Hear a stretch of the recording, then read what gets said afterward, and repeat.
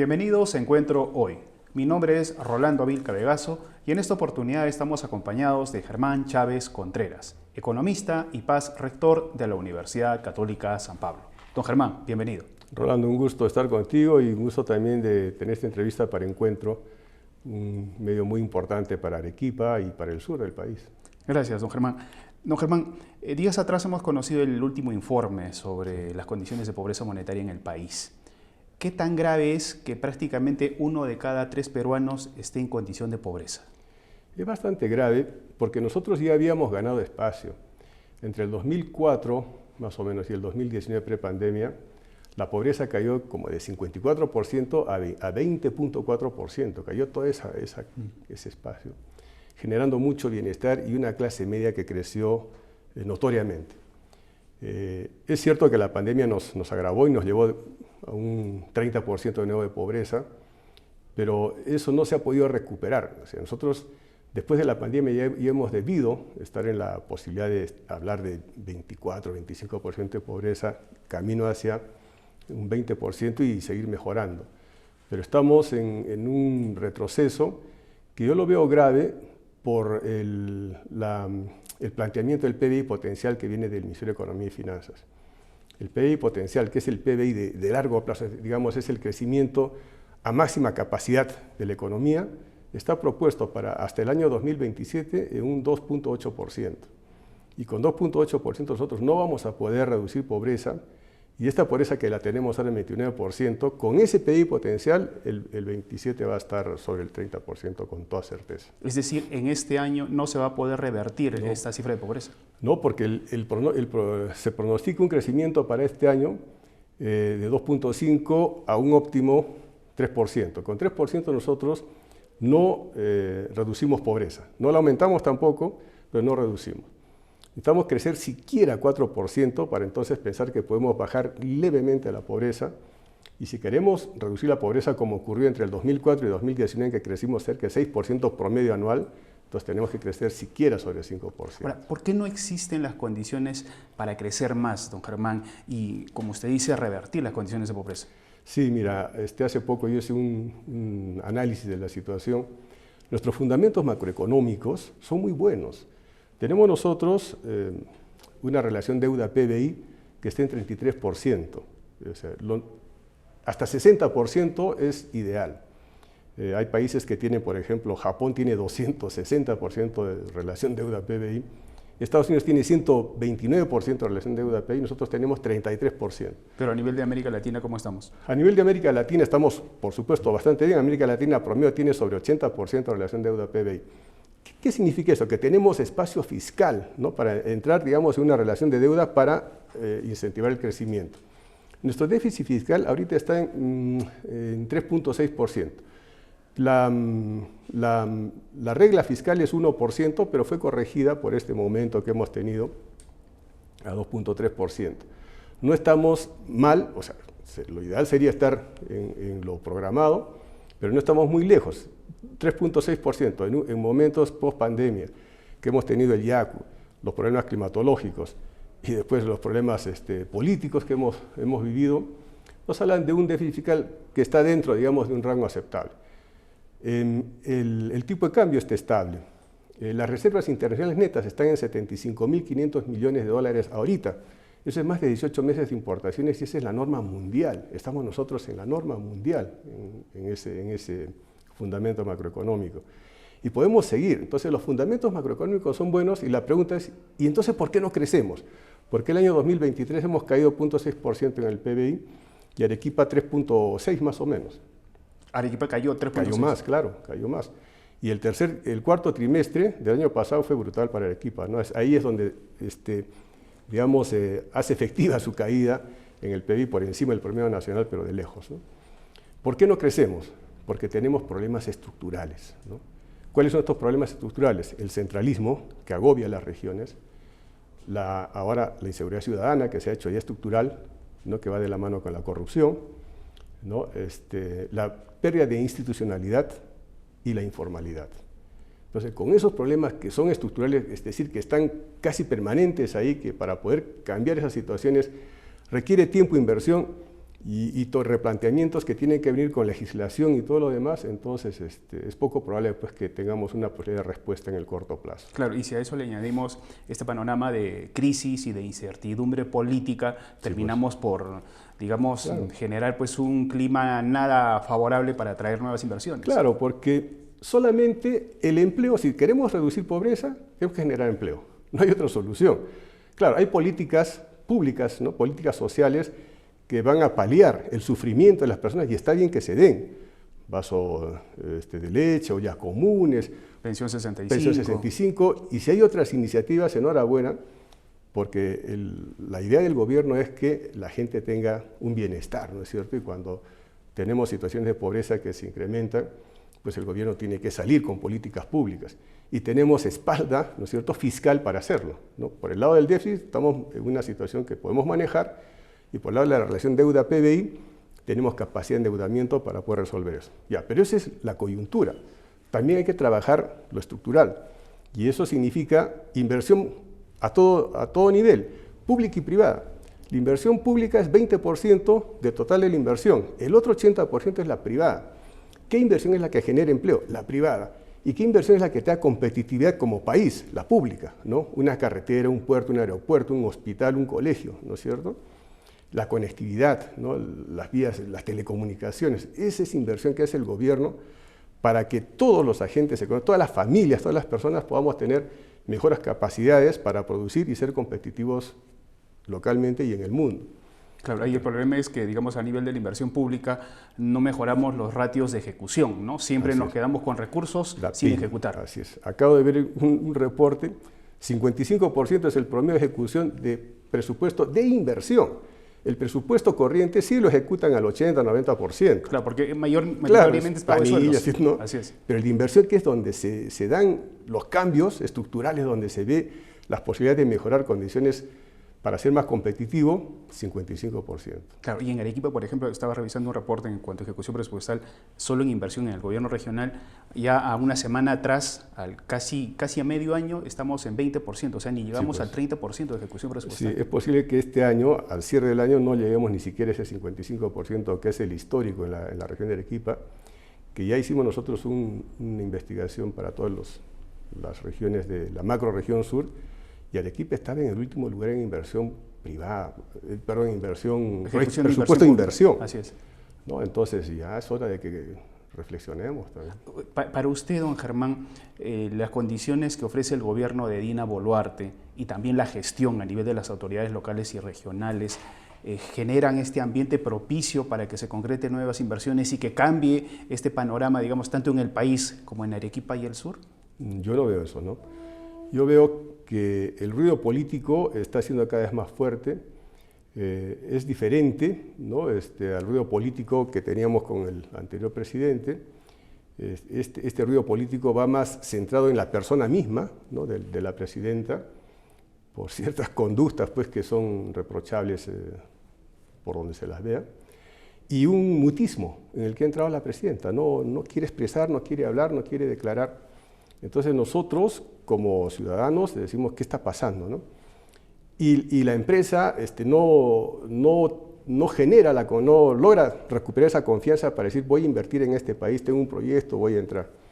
Entonces, mucho tiempo se dijo que la actividad política y la actividad económica eran paralelas y que el Perú, lo había demostrado muy buen tiempo, no importa lo que pase con la política, igual seguía creciendo ¿no? económicamente, pero eso ya no es así ahora.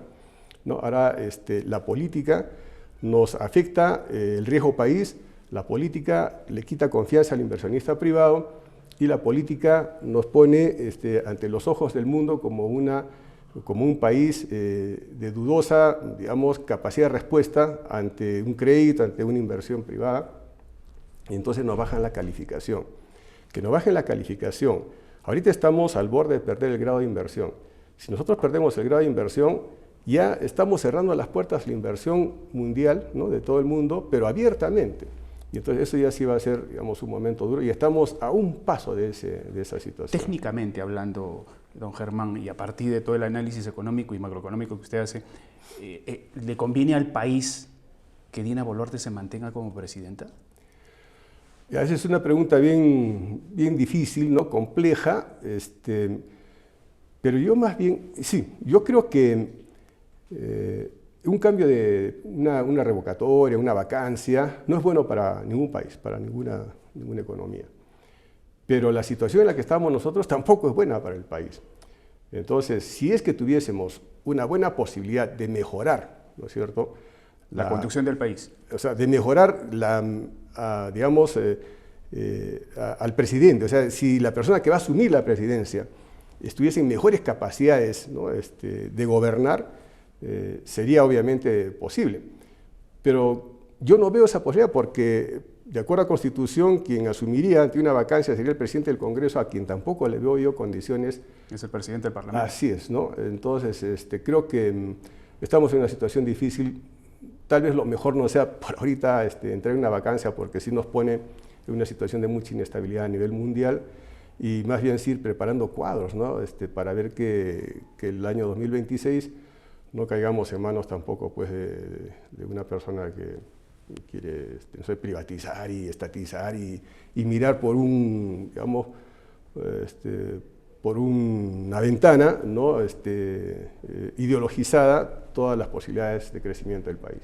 A nivel local, a nivel regional, a nivel Arequipa, don Germán, según el último informe de pobreza, son más de 216.000 arequipeños que viven con menos de 446 soles. Y de estos, cerca de 59.000 están en peores condiciones porque no les alcanza el dinero ni para comer. Esto, pues, si bien Arequipa, ¿no?, en términos generales, en cifras porcentuales, somos la tercera región menos pobre, pero cuando entramos, pues, más allá de la cifra, vemos cuántas personas están en esta condición, vemos que la situación es grave, que no se están haciendo bien las cosas en Arequipa. No, de hecho no. O sea, Ica, por ejemplo, tiene 6.9% de pobreza. Le sigue Moquegua, pero el salto entre Ica y Moquegua se va a 13.1 y Arequipa 13.9.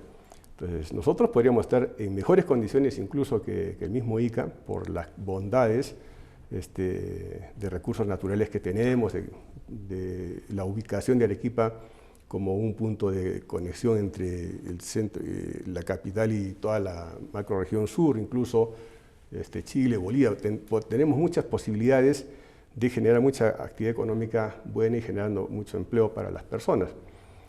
Pero con esos problemas estructurales que te mencioné hace un momento, a pesar de los fundamentos macroeconómicos, no tenemos ahorita mucha esperanza de decir esto lo podemos revertir en 2 o 3 años. Y eso es porque, digamos, arrastra, o el impacto en Arequipa es consecuencia un poco de la política nacional, o ya tiene que ver un poco con la labor que hacen las autoridades municipales y el gobierno regional. Bueno, es que el problema de los gobiernos regionales viene pues de una ley de Toledo del año 2002 de regionalización que se superpone sobre la departamentalización que tienen sobre los departamentos, y entonces más genera un gasto en el erario nacional que una regionalización que busque afinidades productivas entre diferentes departamentos para poder hacerlos muy competitivos y potentes, ¿no?, que es más o menos el planteamiento de Pulgar Vidal, pues, de varios años anteriores, ¿no? Entonces, esa situación de tener gobiernos regionales que superponen funciones a veces con las mismas los gobiernos locales y con el gobierno central, ¿no?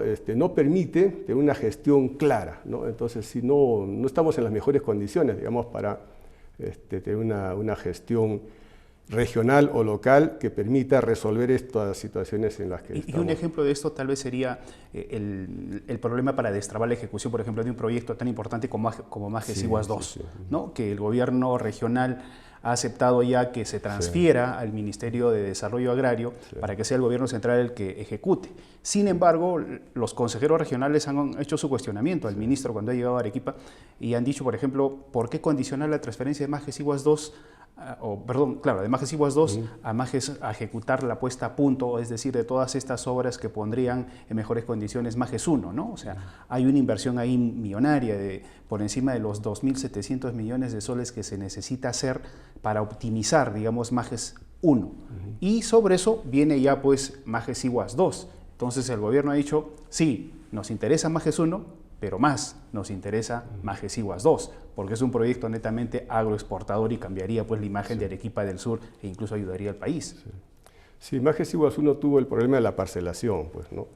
Entonces, en Majesiguas 1 tú no puedes pensar en producir para atender una demanda de la China, por decir, porque la China quiere grandes cantidades, tendría que juntarse 10, 15, 20 parceleros de Majesiguas 1 para poder atender tal vez un pedido de países que están mirándonos a nosotros como potenciales exportadores en cantidades interesantes.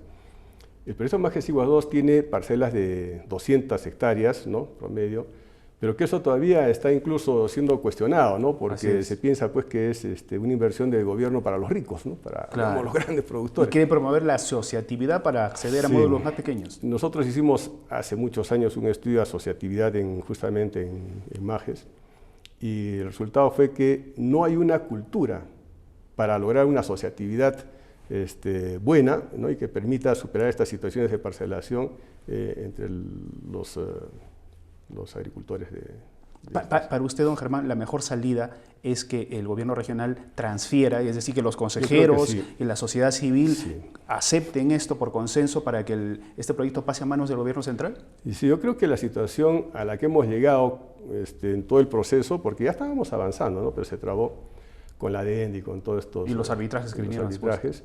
Yo creo que ya estamos en la necesidad de que esto sea de gobierno a gobierno, ¿no? Entonces, no es lo mejor, pero ahorita yo creo que no nos deja otra alternativa si queremos que el proyecto, ni siquiera ahorita, porque estaba escuchando en la mañana, entre 5 y 11 años más o menos va a tomar que el proyecto pueda estar habilitado y que se pueda estar viendo ya de ver posibilidades de producción, de explotación de los nuevos terrenos agrícolas, que son como 38.000 hectáreas. Así es.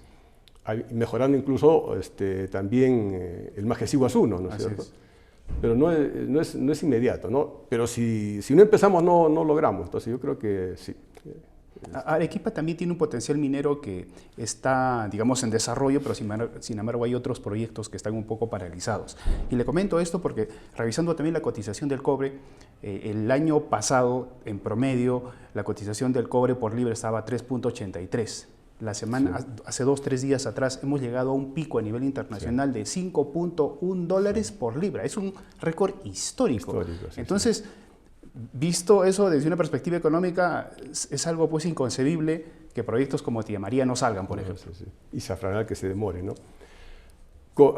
El Instituto Peruano de Economía el año pasado hizo un estudio en las potencialidades de Arequipa y encontraba eso, ¿no?, que nosotros tenemos proyectos retrasados en el sector minero que si se hubiesen dado en su momento, ahorita estaríamos gozando de unos 19.000 millones de soles en canon y regalías adicionales a los que ya venimos recibiendo. ¿En Arequipa? En la región. Bueno, Arequipa, ¿no? Sí, de ahí un porcentaje le toca, ¿no es cierto? Pero ahorita nosotros recibimos 1.400 millones, podríamos doblar, hasta más que doblar si tuviésemos esos dos proyectos, pero ya trabajando desde el momento en que tenían que haber iniciado, ¿no? Entonces, y además, Tía María tiene 9.000 puestos de trabajo, ¿no?, proyectados dentro del proyecto. Zafranal tiene la mitad más o menos, Zafranal es un poquito más pequeño que Tía María. Pero sí, son proyectos mineros que están retrasados y que son, digamos, necesarios para poder resolver este retroceso que hemos tenido como región en los últimos años, ¿no? O sea, tenemos nosotros ahí las posibilidades de tomar decisiones y mejorar posibilidades en un futuro más o menos cercano.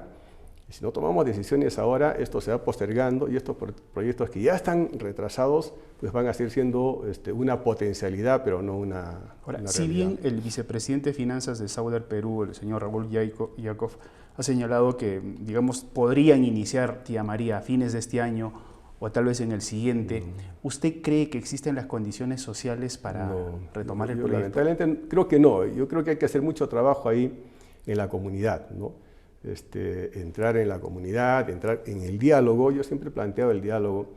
Yo no he querido nunca pensar que Tía María no es viable, ¿no? Yo creo que sí es viable, creo que además es necesario, pero dado que el entrañamiento se dio por una oposición, ¿no? Probablemente de la comunidad o tal vez de algunas personas que movilizaban a la comunidad. Yo creo que entonces el diálogo es el primer paso, ¿no?, para poder entonces avanzar. Y ese diálogo debe considerar todas las bondades, ¿no es cierto?, que va a significar ese proyecto, ¿no?, para digamos, la provincia, ¿no? Y también hablar de ahora se dice pues la tecnología de ciencia ficción que usa la minería para justamente evitar el impacto medioambiental, ¿no? La gran minería ya no contamina, o sea, el impacto es está muy disminuido, ¿no? Gracias a la gran inversión que se hace para poder lograr que sectores como minería y agricultura vayan de la mano, ¿no? O sea, ya en este tiempo y con la tecnología que se tiene a nivel mundial, ya no se puede decir que son dos sectores que van, digamos, peleados o que un proyecto excluye al otro. No, es todo lo contrario. La minería va a generar los ingresos que permite que la agricultura se potencie, tenga la tecnología y sea más productiva y sea competitiva a nivel mundial.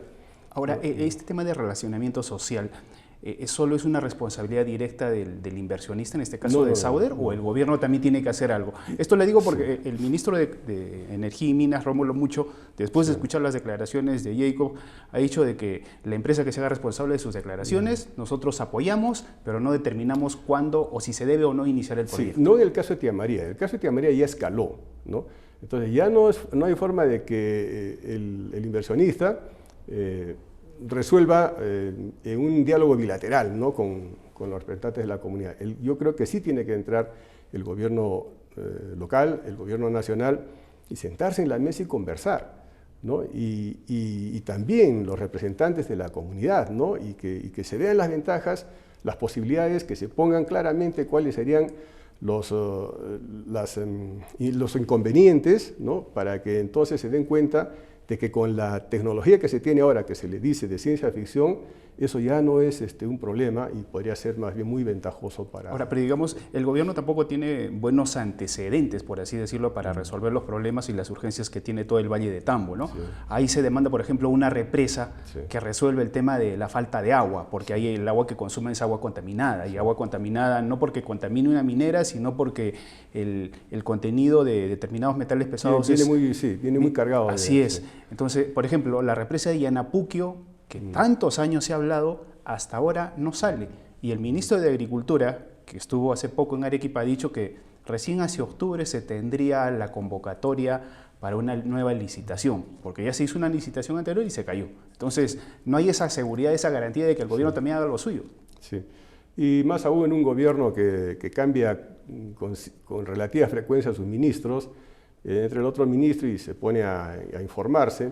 Y entonces sí, que esa es la situación que tenemos, por eso es que es difícil pensar que el proyecto de Tía María pueda salir este año como se ha mencionado, ¿no? Yo creo que es un proyecto que sí debe salir, yo creo que sí va a salir, pero no va a ser posible que eso ocurra si es que no se abre un diálogo en el que participen todos los miembros de esta, ¿no es cierto?, los que están relacionados con el proyecto, que es la empresa, los representantes de la comunidad, gobierno local, gobierno central, y se planteen los pros y los contras, y estoy seguro que los pros superan largamente los contras. Don Germán, siempre es oportuno saber de parte suya, con el conocimiento que tiene, algunas recomendaciones para la población en general en estas condiciones de incertidumbre política y un panorama económico nada auspicioso, porque usted ha dicho, así como estamos, este año por lo menos no vamos a reducir las cifras de pobreza. No. Y si mantenemos el crecimiento potencial del Producto Bruto Interno de acá al 2027, tampoco se va a ver esto en el corto plazo. Por ejemplo, la población que tiene un sueldo fijo, ¿qué recomendaciones debería tener en cuenta para mejorar su economía o mantenerla por lo menos, don Germán? Bueno, desde los planteamientos teóricos de la economía, uno tiene el ingreso disponible, que es el ingreso menos los impuestos que se pagan, todo lo que te descuentan, y ese ingreso disponible es el que se destina al consumo o al ahorro. Cuando el ingreso está al nivel del ingreso mínimo que tenemos, el ahorro prácticamente está negado, ¿no? Pues, si tú tienes una familia de 4 miembros con un ingreso, con un salario mínimo, entonces todo debe ir al consumo y hay que tener cuidado de ver precios, ¿no?, cotizar y hacer todo ese análisis para que entonces tus ingresos vayan más o menos de la mano con tus necesidades de gasto. que dicho sea de paso, en la última encuesta, el gasto es ligeramente menor al ingreso promedio. Entonces, como pareciera que las familias sí hacen esa gestión y logran que su gasto sea ligeramente menor al ingreso real, ¿no? Ahora, cuando ya tienes un poquito más de ingreso, entonces ya no solamente se trata de un consumo autónomo, que es el que tienes que dedicar para vivir, sino tienes un ingreso que ya es una función de tu capacidad adquisitiva, entonces sí vale la pena ahorrar, ¿no? Ahorrar porque estamos en momentos de incertidumbre y es mejor tener un colchoncito que te pueda permitir resolver situaciones en caso de que, digamos, los conflictos se agraven, ¿no? Conflictos climatológicos, conflictos políticos, ¿no? Y de cualquier índole, porque, claro, si el PBI va a crecer a una tasa promedio de 2.8%, no solamente es que vamos a mantener un número positivo, 2.8%, eso no es suficiente en una economía como la peruana para poder superar situaciones de pobreza, que como te dije hace un momento, estar por encima de 4 o 5%, entonces la pobreza va a ir aumentando.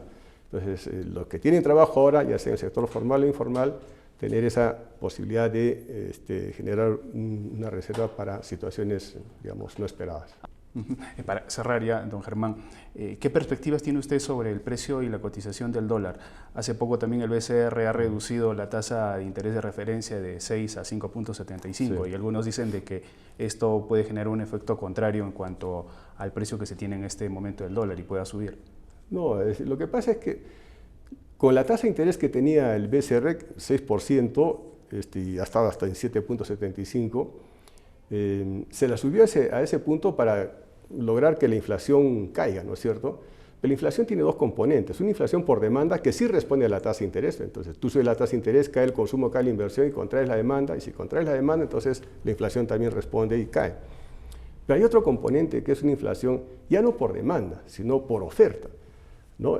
Lo que pasa con el precio de los commodities, el trigo, ¿no es cierto? Lo que pasa con el petróleo, con los bienes que importamos nosotros, y eso ya no se corrige bajando nuestra tasa de interés, porque si bajamos la tasa de interés ocurre lo que nos ha pasado, ¿no? La inflación se mantiene en un nivel que ya no baja, ¿no es cierto? Porque ya llegó a 3.5, por decir promedio, y la economía se frena, porque la tasa de interés está muy alta y por reducir la inversión y el consumo generaste desempleo.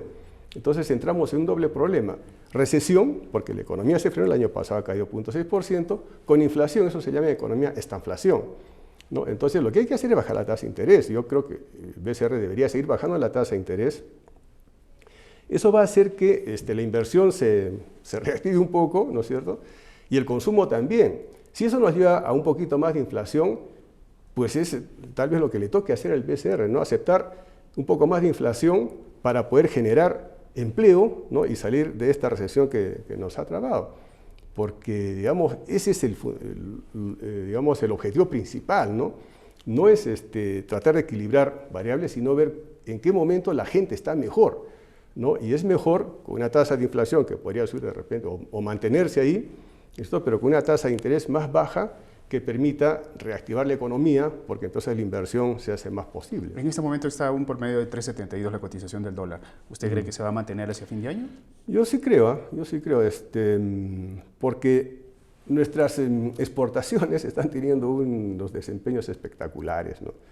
Tenemos a los últimos 12 meses 17.000 millones de dólares de superávit comercial, ¿no? Y tenemos en transferencias unilaterales como 3.500 a 4.000 millones de dólares, y eso voltea nuestra cuenta corriente y la hace positiva, y eso genera una oferta de dólares que permite, digamos, a nosotros tener la posibilidad en esta política de flotación sucia del BCR, tener capacidad de salir para controlar ese tipo de cambio, que yo creo que sí lo va a mantener entre 3.70, 3.80 en un extremo, no creo que llegue a 3.80. Así que, bien, don Germán, siempre es grato conocer un poco sus proyecciones y sus perspectivas económicas para saber qué terreno pisamos y incluso las recomendaciones que deberíamos seguir, tanto las personas que de alguna forma tenemos un ingreso fijo como aquellas personas que viven en medio de la informalidad. Pues, muchas gracias. Para servirte, Rolando.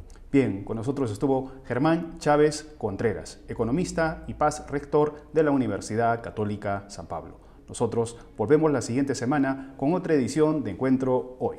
No dejen de seguirnos a través de nuestro portal web de encuentro.p. Hasta la próxima.